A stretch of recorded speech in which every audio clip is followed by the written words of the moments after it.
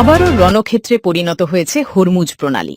ইরানের সরাসরি হুমকি, যে কোনো জাহাজ কাছে এলেই টার্গেট করা হবে। আর ইতিমধ্যে মিলেছে তেলবাহী জাহাজে হামলার খবর। প্রশ্ন এখন একটাই, আবারও কি বিশ্ব জ্বালানি সরবরাহ সংকটে পড়তে যাচ্ছে?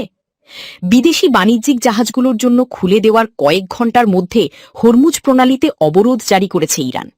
ইরানি প্রতিরক্ষা বাহিনীর যৌথ সামরিক কমান্ড আজ শনিবার এক বিবৃতিতে নিশ্চিত করেছে এ তথ্য।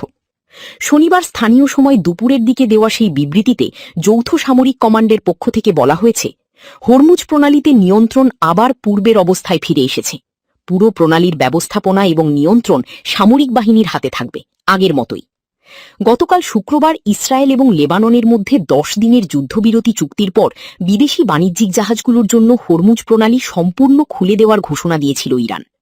পররাষ্ট্রমন্ত্রী সৈয়দ আব্বাস আরাকচি সামাজিক যোগাযোগ মাধ্যম এক্সে পোস্ট করা এক বার্তায় বলেছিলেন, লেবাননে যুদ্ধবিরতি চলাকালে হরমুজ প্রণালী বাণিজ্যিক জাহাজের জন্য সম্পূর্ণ উন্মুক্ত থাকবে। তবে নিরাপত্তার স্বার্থে জাহাজগুলোকে ইরানের সামুদ্রিক কর্তৃপক্ষ নির্ধারিত সমন্বিত রুট বা পথ অনুসরণ করতে হবে।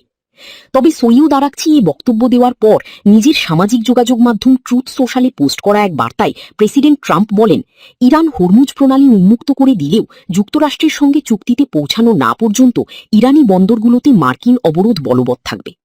হরমুজ প্রণালী এখন ব্যবসা এবং জাহাজ চলাচলের জন্য সম্পূর্ণ প্রস্তুত।